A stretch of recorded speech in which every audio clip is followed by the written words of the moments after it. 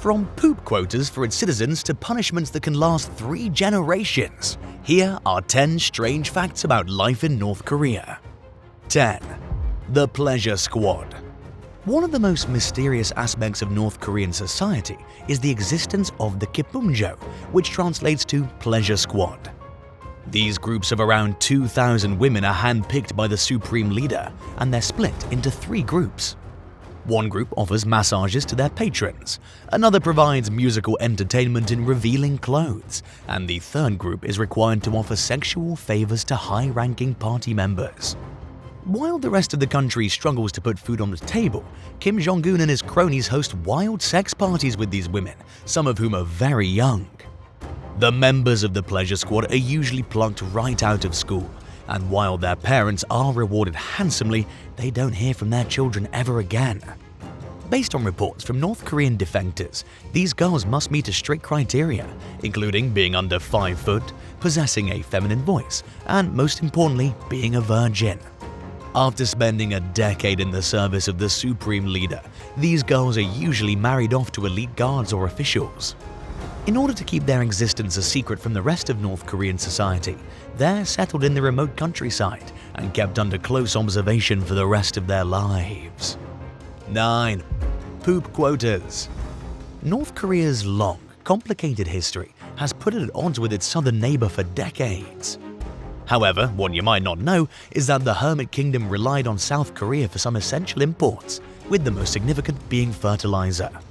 Beginning in 2008, South Korea suspended all shipments of fertilizer into the north, creating a disastrous shortage in a country that's long suffered from food scarcity.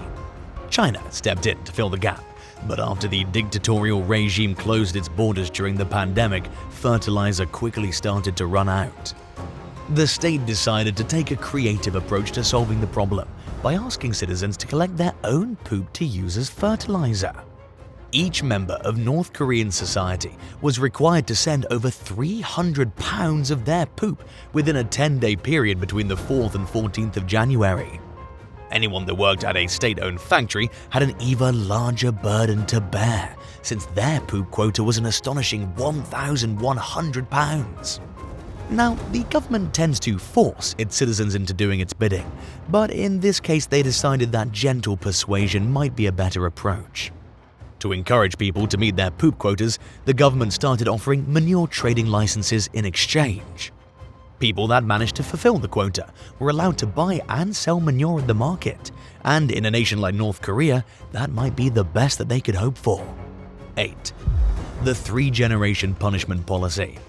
Certain political acts in North Korea are considered to be crimes against the state. These crimes carry a severe penalty for the culprit and their family. Any attempt to subvert the country's commitment to socialism won't just land the perpetrator in jail, but also the next 2 generations of their clan. This is a kind of kin punishment. While this policy technically falls outside of the official legal system, it's been part of the country's harsh extrajudicial practices since it was established in 1948.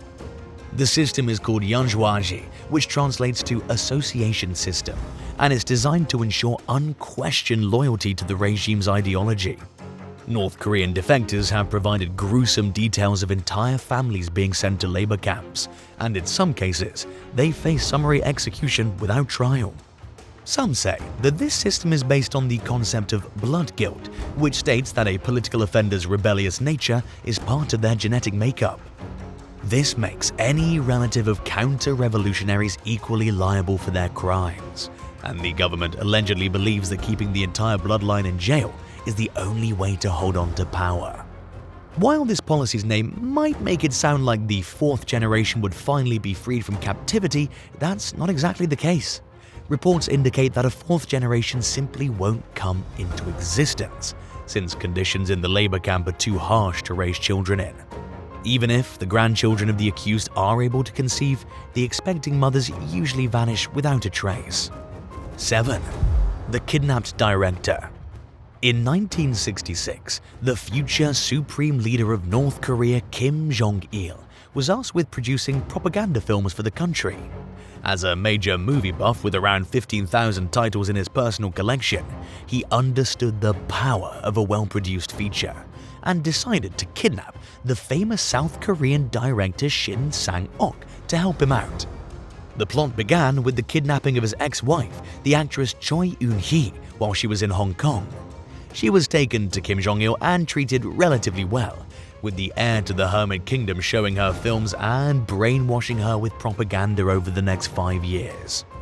6 months after her capture, Shin Sang-ok was kidnapped as well, and while he was treated like a king, he wasn't told about his ex-wife being nearby. He was eventually sent to jail after 2 unsuccessful getaways, but in 1983 he was finally granted release. This was when Kim Il-sung proudly reunited the director and his ex-wife at a party, revealing that he'd wanted them to get back together all along, and that he wanted Sang-ok to make movies for him. Realizing they had no other choice, the couple remarried and went on to co-direct several films of the regime. One of their productions even won an award in Czechoslovakia, and their output even included a rip-off of Godzilla called Bulgasari. The success of their films and their influence on North Korea's movie industry had earned them the trust of Kim Jong-il, who allowed them to travel the world to attend festivals and red carpet events. During one of these excursions in 1986, the couple found themselves in New York and were able to give their bodyguards the slip. They then got into a taxi, headed to the US Embassy, and rushed in with the bodyguards following right behind them. Once they entered the building, they asked for political asylum and were finally granted their freedom. They stayed married for the rest of their lives, settling in Los Angeles, where Sang-ok continued his career as a director and made films under the pseudonym Simon Sheen. 6. Mandatory confession. From the moment they turn 8 years old, North Koreans are required to confess their sins to the authorities. However, this practice isn't rooted in Christianity. Instead, it's part of the Marxist-Leninist socialism that the country follows, specifically the concept of self-criticism in that framework. When Kim Il-sung founded North Korea, he came up with 10 core principles that all citizens must follow, and they're required to confess to breaking any of these rules during the mandatory sessions. Even members of the Workers' Party of Korea have to participate, and if they miss their appointments for more than 3 months, they can be cast out of the organization and potentially declared enemies of the state. Inmates at one of North Korea's labor camps also need to offer detailed confessions on a regular basis, and if they refuse to comply, their entire work unit could be subjected to collective punishment. Apart from confessing their own misdeeds, North Koreans have to speak out on any anti-socialist behavior they've seen in others as well. These confessions are recorded and stored for future reference, so any misstep creates a permanent mark on their record. This system is a way for the government to brainwash children from a young age and encourage them to have unquestioning loyalty to the regime. 5. Nukes in the Constitution. A big part of North Korea's strategy is to develop a formidable nuclear arsenal. This has led to crippling sanctions from international organizations, but despite it all, the Hermit Kingdom has managed to create a nuclear missile that's capable of reaching other continents in 2017. Their hunger for weapons of mass destruction is so great that Kim Jong-un has amended the national constitution multiple times to include his nuclear policy. In September 2022, the country's legislative assembly wrote the right to nuclear preemptive strikes into the constitution. This means that North Korea can launch the first wave of nukes if it feels threatened.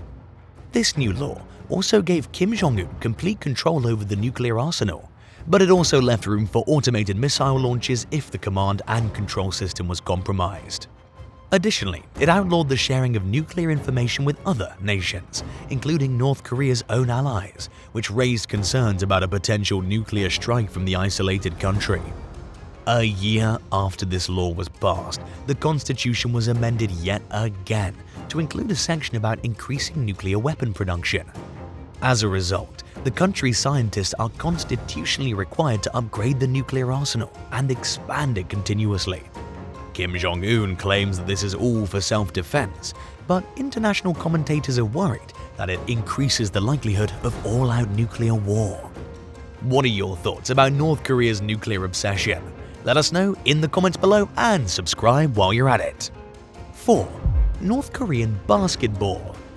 After a long day of propaganda, nuclear research, and proud declarations of his country's glory, Supreme Leader Kim Jong-un likes to unwind with a bit of basketball. In fact, the dictator grew up watching the Chicago Bulls and is a lifelong fan of Michael Jordan. He's used his influence to get the likes of Dennis Rodman into the country to watch a game, and the sport is something of a national pastime for the North Korean people. However, if you find yourself in the Hermit Kingdom for a basketball game, you might have a hard time understanding what's going on. That's because the rules of the game are quite different in this part of the world, with slam dunks earning 3 points and missed free throws resulting in point deductions. This might make someone like Shaq the worst basketball player in history, considering his terrible free throw record. But if he wanted to make up for it, he might want to try scoring some 3-pointers without hitting the net. In North Korean basketball, shots like that can earn you 4 points instead of 3. And if you wait until the last 3 seconds, you'll score a whopping 8 points for every shot that enters the hoop. These bizarre rules only apply to games played on home turf. 3. Government registration for computers. Buying a computer in North Korea is arguably one of the hardest things you can do. While there are lots of computer shops in highly populated cities like Pyongyang, the government requires all computers to be registered as soon as they're purchased. However, even if you do somehow get your hands on a computer in North Korea, you won't be able to do much with it. The internet is practically non-existent in the country, with citizens instead forced to use a government-controlled intranet that apparently only has 28 sites. These websites are full of propaganda, and they mostly exist to glorify the supreme leader. Computer access is even more difficult in the nation's far-flung rural provinces, even though the government technically requires schools to train their students on how to use them. Since these institutions don't get any financial support from the state, they often resort to telling their students to collect herbs every day, which are sold to raise money for the equipment. Some North Koreans are able to sidestep these strict rules by going to the black market. But if they're caught with unregistered tech in their homes, they're treated like political criminals. That potentially means a long stint at a labor camp, and perhaps even a 3-generation-long sentence. 2. Execution for K-pop fans. North Korea tightly controls the media that its people can consume. There are only 4 channels on TV, and apart from state propaganda, citizens can only watch sports that their national teams participate in. Of course, it's impossible to completely cut the country off from outside media, and many turn to the black market to enjoy some music and TV shows from south of the border. That said, Kim Jong-un reportedly hates K-dramas and K-pop and considers them to be a harmful foreign influence. Even children that are caught watching K-dramas can receive harsh punishments, with one leaked video showing 2 teenage boys getting sentenced to 12 years hard labor for breaking this law. As if that wasn't bad enough, a human rights organization called the Transitional Justice Working Group revealed that at least 7 people have been executed in North Korea for listening to K-pop. Kim Jong-un has called the musical genre a cancer and is determined to keep it as far away from the Hermit Kingdom as possible. 1. The ghost village of Kijong-dong. Approximately 2.5 miles away from the border separating North and South Korea is a village named Kijong-dong that seems fairly normal at first glance. The government claims that it's home to 200 families and contains all the amenities you'd expect, including a childcare center, a hospital, and schools offering a complete education. However, if you take a closer look, you'd realize that it's all just a facade. The colorful buildings don't have any rooms on the inside or even glass in the windows. Indeed, every decision made about the village's design and layout is specifically engineered to one-up South Korea. When their southern neighbor erected an over 300-foot tall flagpole on the other side of the border, the North Korean government responded by building one that rises 500 feet above the ground. Every single bit of infrastructure serves a single purpose: to loudly announce the glory of the Hermit Kingdom, which is done through a series of loudspeakers fixed on some of the buildings. Until the 1960s, these loudspeakers encouraged farmers from the south to cross the border to live a better life. But when South Korea's economy surpassed that of the North, they started playing propaganda and patriotic music all day and night. Amid all of the buildings and the screaming loudspeakers, not a single soul can be found. In 2018, even the loudspeakers were switched off, and the ghost village has been completely silent ever since. Do you know of any other strange stories about North Korea you'd like us to make a video about? Let us know down below in the comments. And if you enjoyed this video, be sure to give it a thumbs up and subscribe to the channel. Thanks so much for watching, and we'll see you in the next one. Bye!